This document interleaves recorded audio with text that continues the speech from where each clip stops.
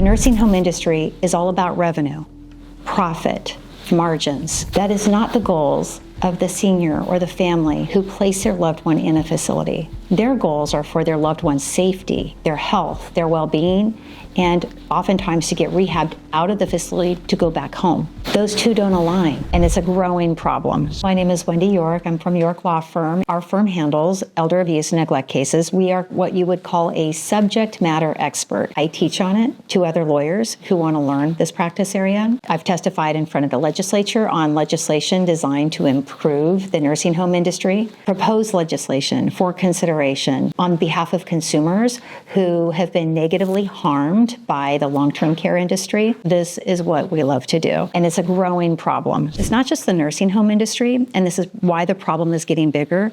It's the nursing home industry, it's the assisted living care industry, it's the home care services industry. So I wrap up all of those business models of senior care as the long-term care industry.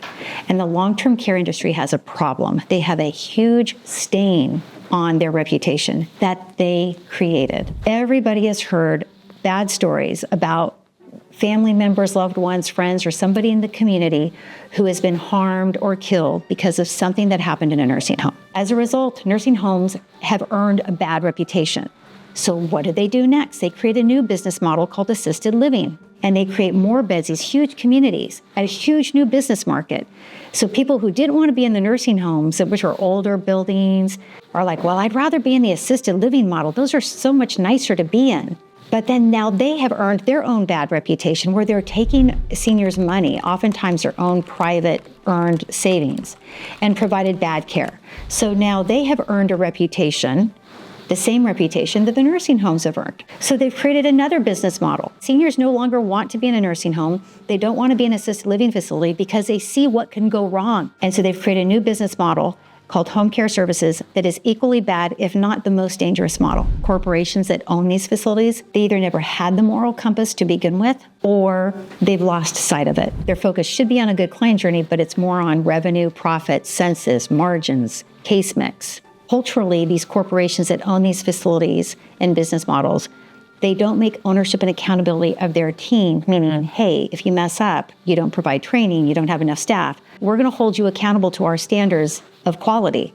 They don't have that. It's absent. Then you take the fact that these corporate structures, they create multiple corporate layers so that the public doesn't really have a true understanding as to who really owns or is managing the facility that they have their loved one in. They'll just see a name of a company that is a licensee. The licensee is usually an LLC that they've filed for that facility alone, but it doesn't show you who the true corporate structure and true owner is to show you how widespread that problem is. There is a way to figure out who owns it and how bad is that owner or manager of that facility.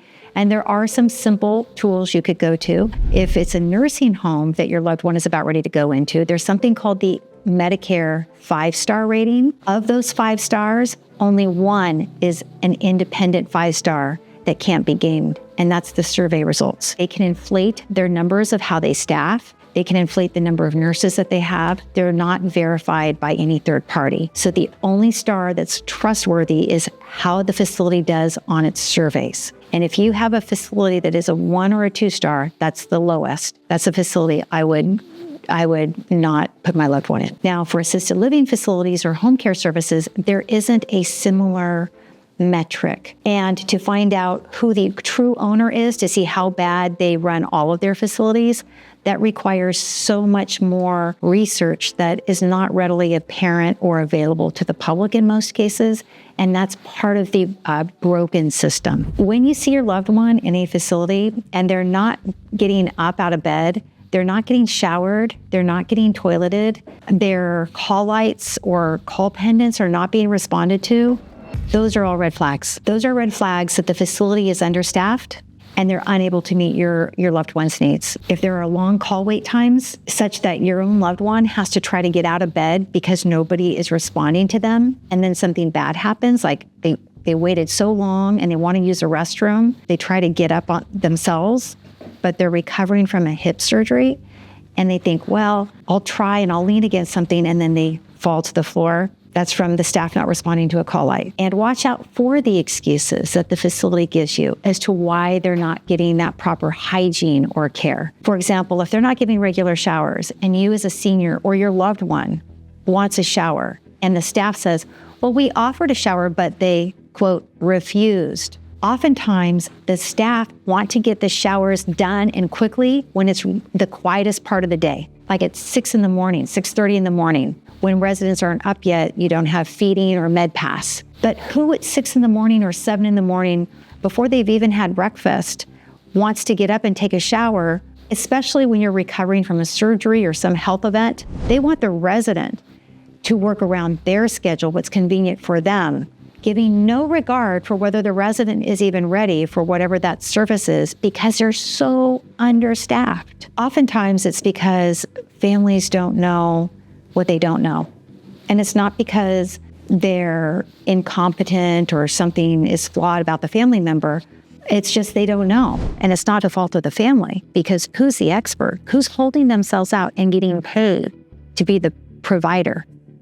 The facility, corporate. They know what those rules are.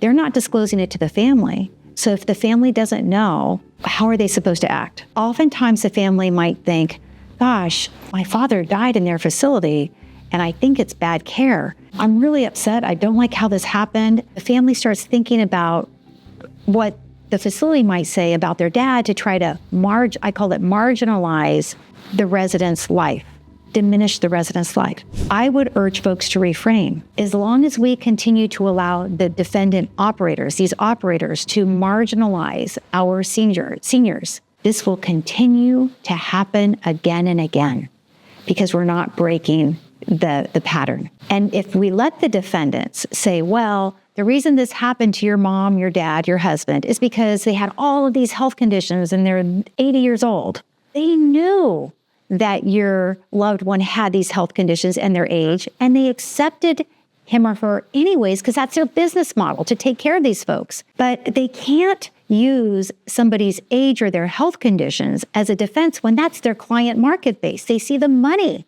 They make money off of taking care of people who are older with health conditions. To now turn around and say, oh, but don't hold us accountable. Your mother, father was age and they have all these health conditions, but you knew that. You took them. That's your business. That's your business play. So we have to stop the marginalization and hold them accountable. At the end of the day, we're in the business of ownership and accountability of bad operators to bring justice to seniors, to make sure that they're not marginalized so that they are not invisible, that we give them the dignity that they respect. So if a family suspects that their loved one was harmed at a nursing home, an assisted living facility, or by a home care service, this is what they need to do. Call the state agency that oversees that type of provider. So if it's a nursing home, it's going to be the State Department of Public Health. They oversee nursing homes. If it's assisted living facilities, it's the State Department of Social Services here in California. If it's a home care services type of business in California, it's also the Department of Social Services. Make a complaint. Get them as much information. Second, ask for your loved one's full and complete records. And then third, contact an attorney. If there is a death in a healthcare setting that is unusual, you're entitled to an autopsy, and you should encourage that. Don't just let somebody try to whisk your loved one off to a funeral home. Pursue and inquire and push for an autopsy if that situation warrants it. Oftentimes, folks who reach out to us, they feel so betrayed because they put their trust in a facility to take care of their loved one, and that facility's completely deceived, withheld information that had the family known, they wouldn't have placed their loved one there, or they completely deceived in how they operate, and they did not realize that the facility or the corporation was making shortcuts and that it was at their loved one's expense. That results in so much hurt. And it's because of an operator who's put their own financial profit over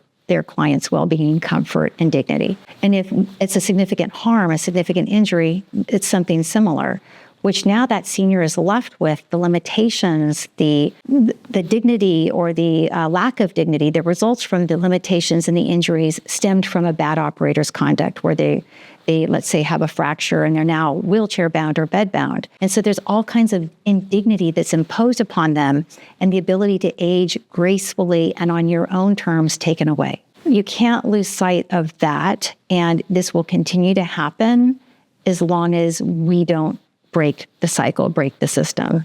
Oftentimes clients come to us because they see how bad the system is and how broken it is, and especially once they have entered the system, either the facilities as a patient or as a family coming in to visit the patient. And they see that there's so many other family individuals in these facilities that don't have the same family as involved. They want to do something because they know that this has to change.